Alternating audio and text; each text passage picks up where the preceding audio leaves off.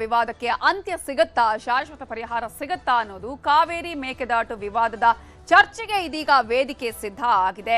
August 3ನೇ ತಾರೀಕು ಸೌಹಾರ್ದ ಚರ್ಚೆಗೆ ಮುಹೂರ್ತ ಫಿಕ್ಸ್ ಆಗಿದ್ದು, ಅದು ಕೂಡ ಬೆಂಗಳೂರಿನಲ್ಲೇ ನಡೆಯಲಿದೆ. ಮಹತ್ವದ ಮಾತುಕತೆ. ಇಷ್ಟು ದಿನಗಳ ಕಾಲ ಒಂದು ಕುತೂಹಲ ಇತ್ತು, ಯಾವಾಗ ಇದಕ್ಕೆ ಒಂದು ಪರಿಹಾರ ಸಿಗಬಹುದು ಅಂತ ಹೇಳಿ. ಇದೀಗ ಸಿಎಂ ಡಿಕೆ ಶಿವಕುಮಾರ್ಗೆ ತಮಿಳುನಾಡು ಸಿಎಂ ಆಗಿರುವಂತಹ ವಿಜಯ್ ಅವರು ಪತ್ರವನ್ನ ಬರೆದಿದ್ದಾರೆ. ಈ ಒಂದು ಪತ್ರದಲ್ಲಿ ಸೌಹಾರ್ದ ಚರ್ಚೆ ಮಾಡೋಣ ಅನ್ನುವಂತಹ ವಿಚಾರವನ್ನ ಕೂಡ ತಮಿಳುನಾಡು ಸಿಎಂ ವಿಜಯ್ ಅವರು ಪ್ರಸ್ತಾಪ ಮಾಡಿದ್ದಾರೆ. ಜಲ ವಿವಾದ ವಿಚಾರಕ್ಕೆ ಸಂಬಂಧಪಟ್ಟ ಹಾಗೆ ಚರ್ಚೆ ಮಾಡುವ ಬಗ್ಗೆ ಕೂಡ ಅವರು ಪ್ರಸ್ತಾಪವನ್ನ ಮಾಡಿರೋದು. ಹಾಗಾಗಿ ಆಗಸ್ಟ್ 3ನೇ ತಾರೀಕು ಈ ಒಂದು ಸಭೆಯಲ್ಲಿ ಏನಾಗುತ್ತೆ, ಎರಡೂ ರಾಜ್ಯಗಳ ಸಿಎಂಗಳು ಕುಳಿತು ಚರ್ಚೆಯನ್ನ ಮಾಡಲಿದ್ದಾರೆ. ಚರ್ಚೆ ಮಾಡೋಣ ಅಂತ ಹೇಳಿ ಪತ್ರದಲ್ಲಿ ವಿಜಯ್ ಮಾಹಿತಿಯನ್ನು ಕೂಡ ಕೊಟ್ಟಿದ್ದಾರೆ. ಸೊ ಆಗಸ್ಟ್ 3ರಂದು ಚರ್ಚೆಗೆ ಓಕೆ ಅಂತಾನು ಕೂಡ ಸಿಎಂ ಡಿಕೆ ಶಿವಕುಮಾರ್ ಅವರು ಹೇಳಿದ್ದಾರೆ. ಈಗ ಇರುವಂತಹ ಕುತೂಹಲ ಏನು ಆಗಬಹುದು ಈ ಒಂದು ಸಭೆಯಲ್ಲಿ, ಅದರಲ್ಲೂ ಕೂಡ ಹಲವು ದಶಕಗಳ ಹೋರಾಟ ವಿವಾದಕ್ಕೆ ಈಗ ಪರಿಹಾರ ಸಿಗತ್ತಾ, ಶಾಶ್ವತ ಪರಿಹಾರವನ್ನ ಕಲ್ಪಿಸಿಕೊಡ್ಲಾಗತ್ತಾ ಅನ್ನುವಂತಹ ಕುತೂಹಲ ಇದೆ.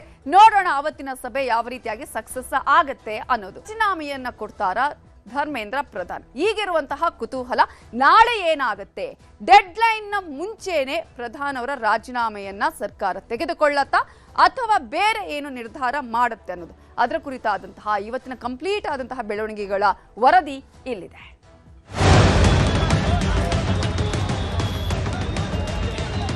नंबर 1 डिमांड जो नॉन नेगोशिएबल है कि या तो धर्मेंद्र प्रधान इस्तीफा दे या तो उनको मंत्रिमंडल से बर्खास्त करे सरकार।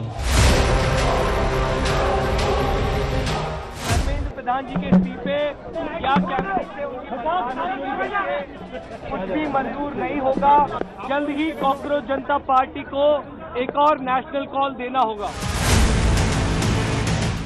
हमने उनको कहा है कि हम कल आपके साथ दोपहर बाद मिलेंगे और फिर हम आपसे जो चर्चा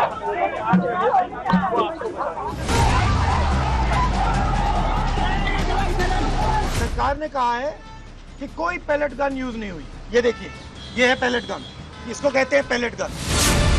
ಕೇಂದ್ರ ಸರ್ಕಾರಕ್ಕೆ ಕಾಕ್ರೋಚ್ಗಳ ಡೆಡ್ಲೈನ್, ನಾಳೆಯೊಳಗೆ ರಾಜೀನಾಮೆ ಪಡೆಯದಿದ್ದರೆ ಉಗ್ರ ಹೋರಾಟ. ಕೇಂದ್ರ ಶಿಕ್ಷಣ ಸಚಿವ ಧರ್ಮೇಂದ್ರ ಪ್ರಧಾನ್ ರಾಜೀನಾಮೆಗೆ ಪಟ್ಟು ಹಿಡಿದಿರುವ ಕಾಕ್ರೋಚ್ ಟೀಮ್ ಜೊತೆ ಕೇಂದ್ರ ಸರ್ಕಾರದ 2ನೇ ಸಂಧಾನ ಸಭೆ ನಡೆಯಿತು. ಕಾನ್ಸ್ಟಿಟ್ಯೂಷನ್ ಕ್ಲಬ್ನಲ್ಲಿ ಕೇಂದ್ರ ಸಚಿವರಾದ ಜೆಪಿ ನಡ್ಡಾ, ಜಿತೇಂದ್ರ ಸಿಂಗ್ ಜೊತೆ ಸಿಜೆಪಿಯ ಸೌರವ್ ದಾಸ್, ಅಶುತೋಷ್ ರಂಕಾ ಮಾತುಕತೆ ನಡೆಸಿದ್ರು. ಸುಮಾರು 2 ಗಂಟೆಗಳ ಕಾಲ ಸಭೆಯಲ್ಲಿ ಸಿಜೆಪಿ ತನ್ನ ಬೇಡಿಕೆ ಹಾಗೂ ಶಿಕ್ಷಣ ಕ್ಷೇತ್ರದ ಸುಧಾರಣಾ ಕ್ರಮಗಳ ಲಿಸ್ಟ್ ಸಲ್ಲಿಸಿದೆ. ಧರ್ಮೇಂದ್ರ ಪ್ರಧಾನ್ ರಾಜೀನಾಮೆ ಪಡೆಯೋದೊಂದೇ ಅಜೆಂಡಾ ಆಗಿದ್ದು, ರಾಜೀನಾಮೆ ಪಡೆಯದಿದ್ದರೆ ದೇಶವ್ಯಾಪಿ ಆಂದೋಲನದ ಎಚ್ಚರಿಕೆ ನೀಡಿದೆ.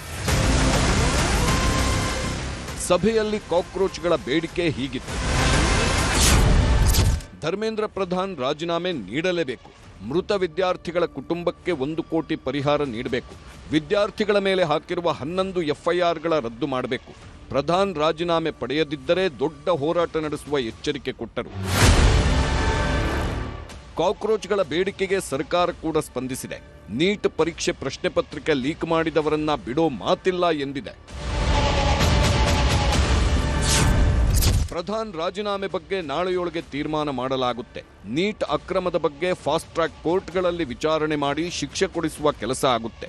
ತಪ್ಪಿತಸ್ಥರ ವಿರುದ್ಧ ಕಠಿಣ ಕ್ರಮ ಆಗೇ ಆಗುತ್ತೆ ಎಂಬ ಭರವಸೆ ಸಿಕ್ಕಿದೆ.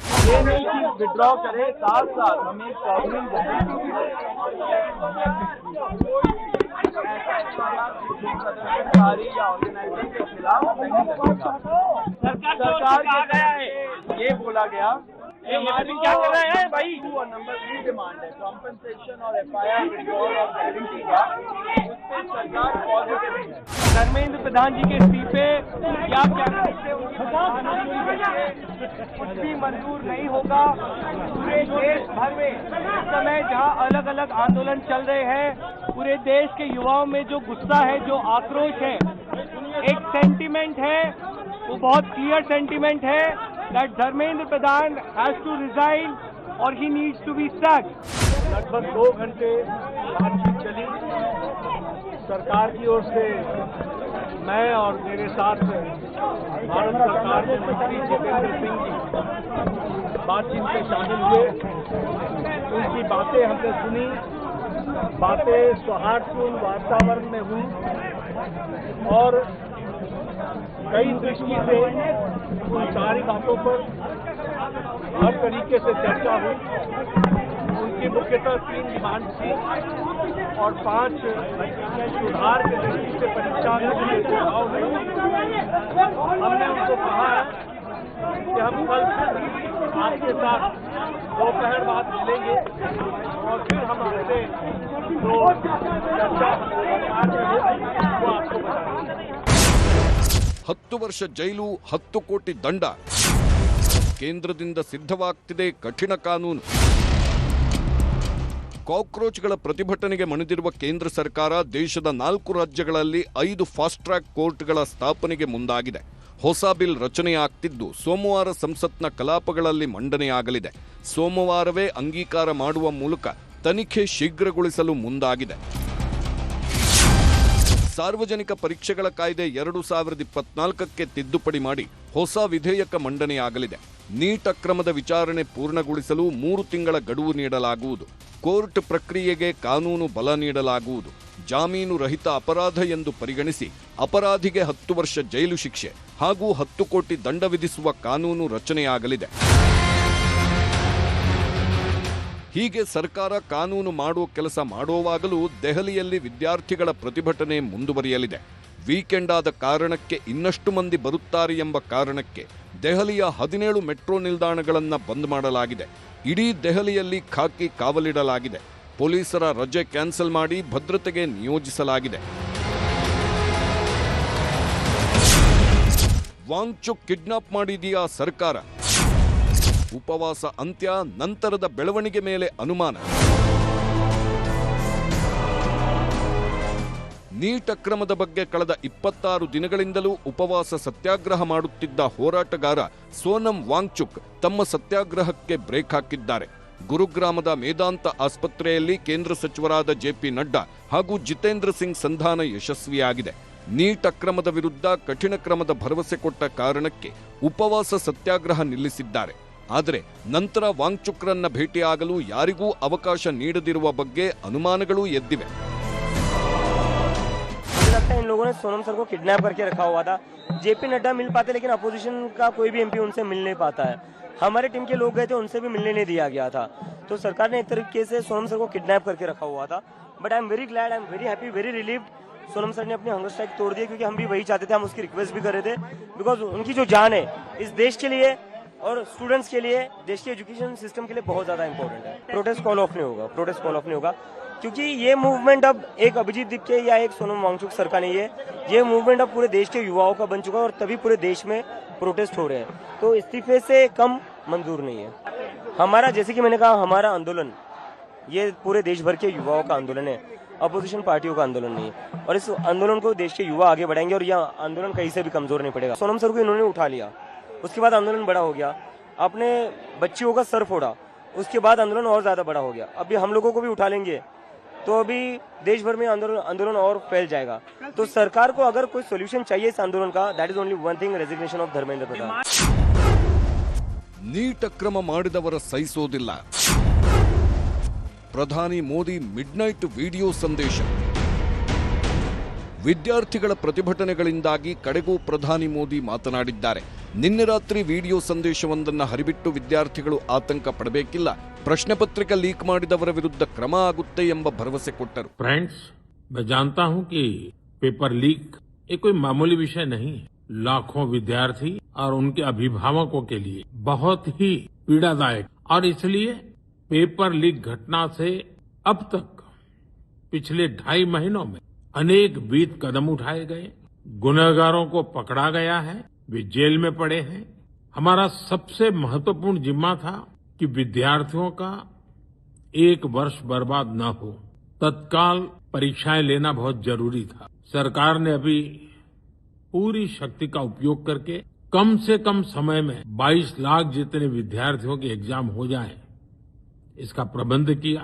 और अभी 5-6 दिन पहले 19 तारीख को रिजल्ट भी आ गया और देश भर में उत्तीर्ण हो गए विद्यार्थियों की खुशियों की खबरें भी आ रही हैं.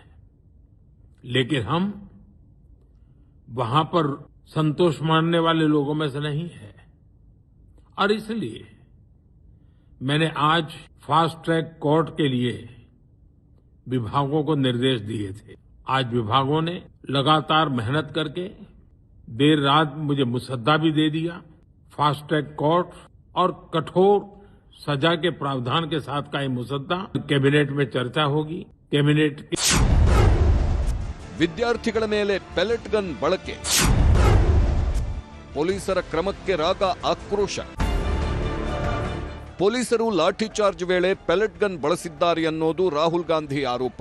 ಶಾಂತಿಯುತವಾಗಿ ಪ್ರತಿಭಟನೆ ಮಾಡುತ್ತಿದ್ದವರ ಮೇಲೆ ಹೇಗೆ ದೌರ್ಜನ್ಯ ಆಗಿದೆ ನೋಡಿ ಎಂದು ಪೆಲೆಟ್ ಗನ್ನಿಂದ ಏಟು ತಿಂದ ವಿದ್ಯಾರ್ಥಿಯ ಗಾಯಗಳನ್ನು ತೋರಿಸಿದ್ರು. पैलेट गन तब लगी है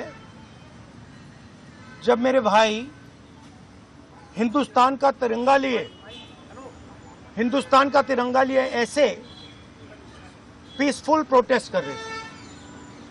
सरकार ने कहा है कि कोई पैलेट गन यूज नहीं हुई. कहा है ना, ये देखिए, ये है पैलेट गन. थोड़ा घूम जाए. इसको कहते हैं पैलेट गन. इसको कहते हैं पैलेट गन.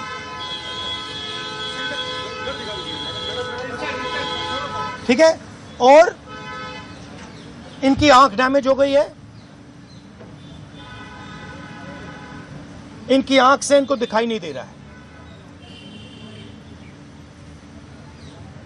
तो ये हमारे फ्यूचर है हिंदुस्तान की. ऐसे हजारों युवाओं पर पैलेट गन चलाई गई है, लाठी चलाई गई है, मारा गया है, पीटा गया है. ದೆಹಲಿ ವಿದ್ಯಾರ್ಥಿಗಳ ಹೋರಾಟ ಬೆಂಬಲಿಸಿ ದೇಶವ್ಯಾಪಿ ಹೋರಾಟಗಳು ನಡೆದಿವೆ. ಕೇರಳದ ತಿರುವನಂತಪುರಂ, ಕೊಚ್ಚಿಯಲ್ಲಿ ಪ್ರತಿಭಟನೆ ನಡೆಸಲಾಗಿದೆ. ಹೋರಾಟಗಾರರನ್ನ ಚದುರಿಸಲು ಪೊಲೀಸರು ಜಲಫಿರಂಗಿ ಬಳಸಿದ್ದಾರೆ.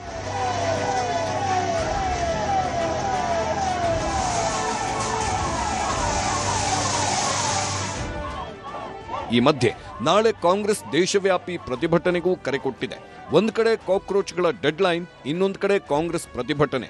ಹೀಗಾಗಿ ನಾಳೆಯ ಬೆಳವಣಿಗೆಗಳೂ ಕೂಡ ಭಾರೀ ಕುತೂಹಲವನ್ನೇ ಮೂಡಿಸಿವೆ.